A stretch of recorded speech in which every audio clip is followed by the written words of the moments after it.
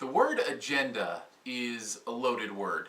When somebody says a movie has an agenda, a certain type of agenda, basically that means it had a message and I disagreed with it. That's what agenda means, and you may hear that word used as an environmentalist agenda in the movie The Lorax, which came out recently and I got a chance to see. I'll talk about the environmentalism thing here in a little bit. First, let's just talk about the movie. Let's get through that. The movie is beautiful.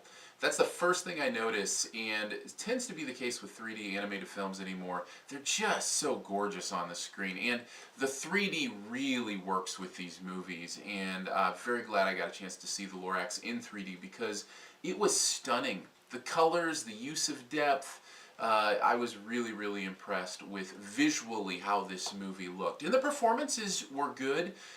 In fact, most of them were great. The only one I was a little kind of took me out of it was Ed Helms. Just because I think I knew who he was, I know him from The Office and different things, and his voice didn't quite seem to fit his character. It seemed like one of those moments of finding somebody who's kind of known and trying to stick them into a character instead of trying to find the voice of the character and then find the person that has a voice like that. So that one voice was just a little bit distracting for me, but for the most part I thought the performances were great.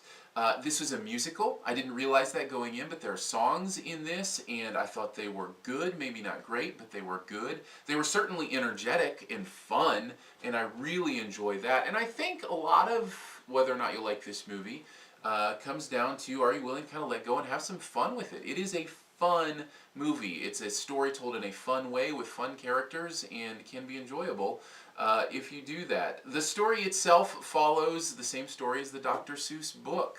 It's the Lorax and the Onceler and the truffula trees and the barberroot fruit, and all of it is there. It expands it a little bit and kind of goes to the next chapter of that story, and I have to say I found that very engaging and interesting. I thought they did a great job expanding that world and expanding that story. But here's where we get into the environmentalist thing, and for me, I kind of consider myself a bit of an environmentalist. I think we were put in this world to take care of it, that it is important that we pay attention to those things. The problem becomes when you lose a sense of balance.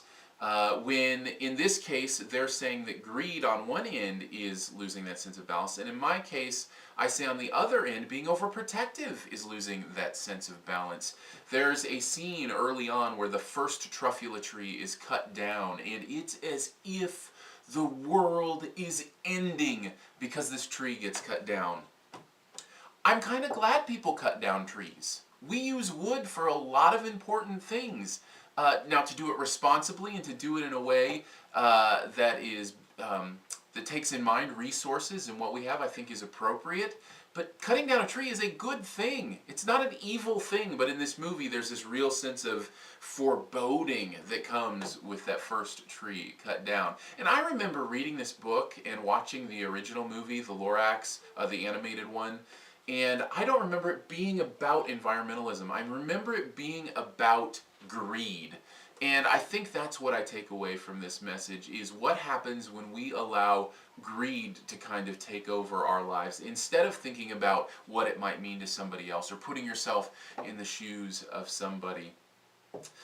Does it have an environmentalist agenda? Again, a loaded word, and the answer is no. I don't think so. I just think it has a message. If you're wondering how preachy it is about environmentalism, it's probably somewhere between Happy Feet, which I found extremely annoyingly preachy, and Wall-E, which is really the same story, but isn't preachy at all. And somewhere in between there is the Lorax, and whatever your comfort level with that is will probably determine a lot whether or not you like this movie. In fact, I had a great conversation with my son about the environment and about greed and about some cool things that came that wouldn't have come if I hadn't watched this movie with him. So overall, I think it's a beautiful, gorgeous, well-made movie that might be worth seeing.